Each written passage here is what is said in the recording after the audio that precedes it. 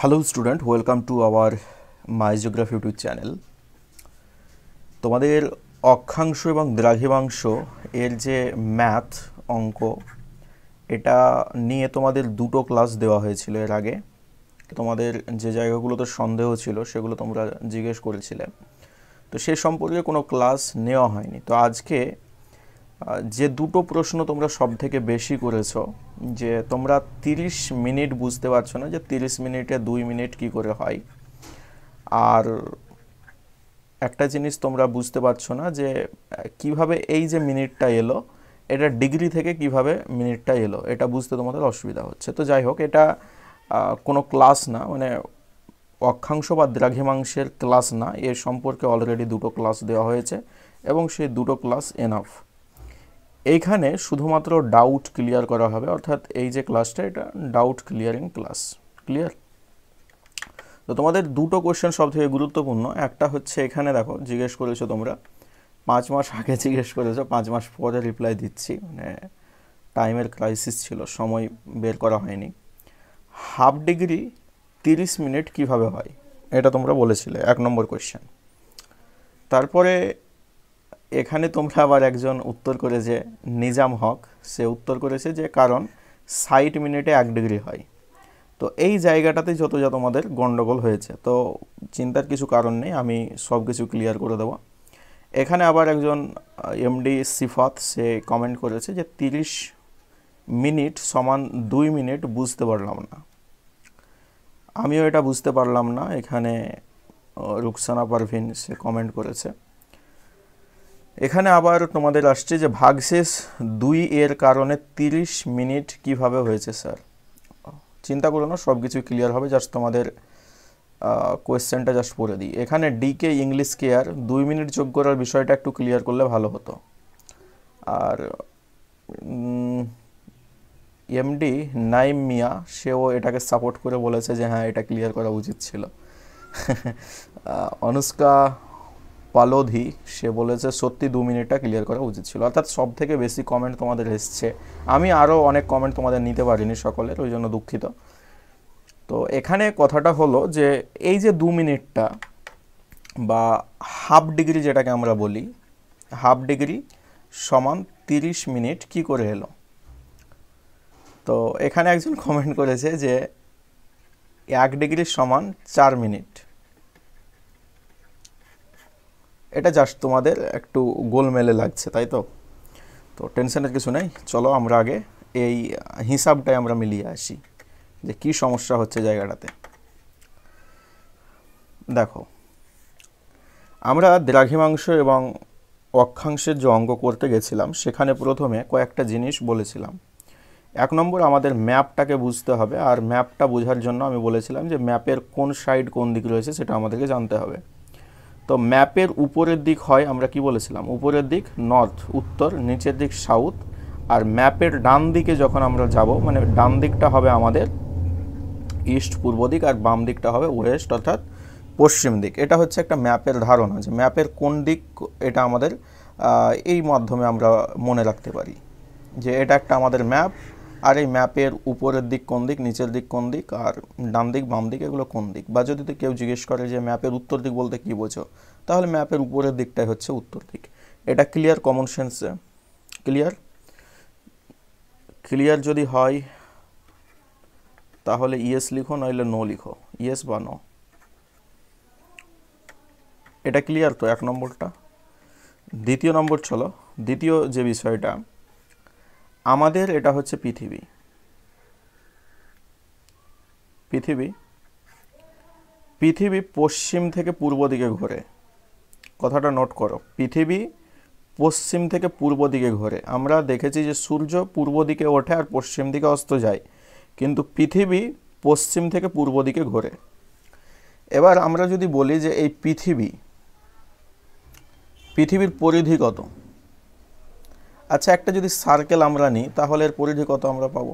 360 degree. তো ঠিক সেই মতোভাবে পৃথিবীরও পরিধি হবে কত? 360 ডিগ্রি। এটাই ঠিক আছে। তো আমি এখানে লিখলাম যে 360 ডিগ্রি হচ্ছে পৃথিবীর পরিধি। এবার একটা জিনিস বলো যে পৃথিবীর নিজের কক্ষের উপরে একবার ঘুরতে কত সময় নেয়? পৃথিবী নিজের কক্ষের উপরে একবার ঘুরবে তো সে কত সময় নেবে?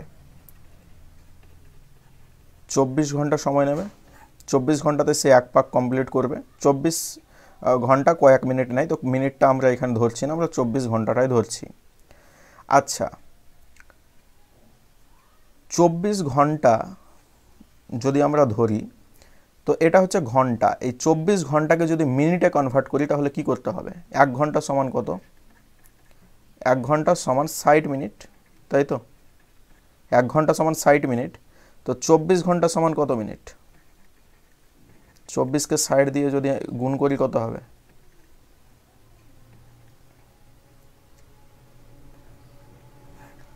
কত হবে? 24কে 60 দিয়ে গুণ করলে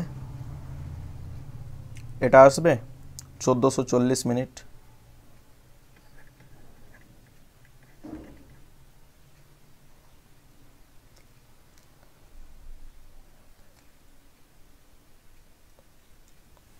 তো 360 ডিগ্রি হচ্ছে পৃথিবীর যে পরিধি সেটা, আর এই 360 ডিগ্রিকে ঘুরতে কত সময় লাগে না তো 1440 মিনিট। তো আমরা বলতে পারি যে 360 ডিগ্রি ঘুরতে সময় লাগে 1440 মিনিট। তো 1 ডিগ্রি ঘুরতে কত সময় লাগবে? 1 ডিগ্রি ঘুরতে এটা সময় লাগবে, এটাকে 2 দিয়ে কাটলে আসবে 18, 7 2 72, 9 8 9 72,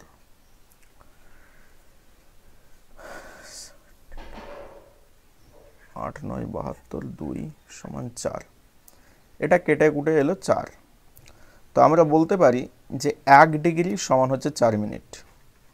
1 ডিগ্রি সমান হচ্ছে 4 মিনিট। তো এটা ক্লিয়ার হলো যে 360 ডিগ্রি হচ্ছে পৃথিবীর পরিধি।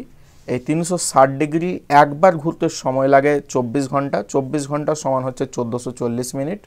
তো 360 ডিগ্রি ঘুরতে 1440 মিনিট সময় লাগে। তো 1 ডিগ্রি যদি ঘুরে তাহলে 4 মিনিট সময় লাগবে। তো আমরা বলতে পারি যে এই যে ম্যাপটা রয়েছে এখানে দ্রাঘিমা রেখা, 1 ডিগ্রি দ্রাঘিমা রেখা, এটা যদি 1 ডিগ্রি ধরি আমি, যে 1 ডিগ্রি, এটা হচ্ছে 2 ডিগ্রি।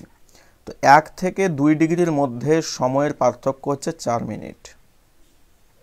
ক্লিয়ার? তো 1 ডিগ্রি সমান 4 মিনিটের পার্থক্য, এটা ক্লিয়ার? জি ক্লিয়ার। তো এখানে আমি জাস্ট একটা নোট করছি যে 1 মিনিট সমান হচ্ছে 4 মিনিট, সরি 1 ডিগ্রি সমান 4 মিনিট।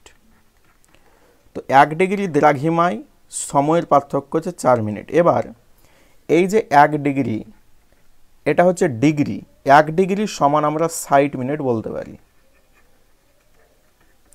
এবার এই জায়গাটাতে তোমাদের সব থেকে বেশি কনফিউশন যে এই 1 ডিগ্রি সমান আমরা এখানে 4 মিনিট বলছি, তো 1 ডিগ্রি সমান 60 মিনিট কি করে হলো? এইভাবে 60 মিনিট এখানে লেখা যাবে না, এটা এইভাবে লিখতে হয় 60 মিনিট।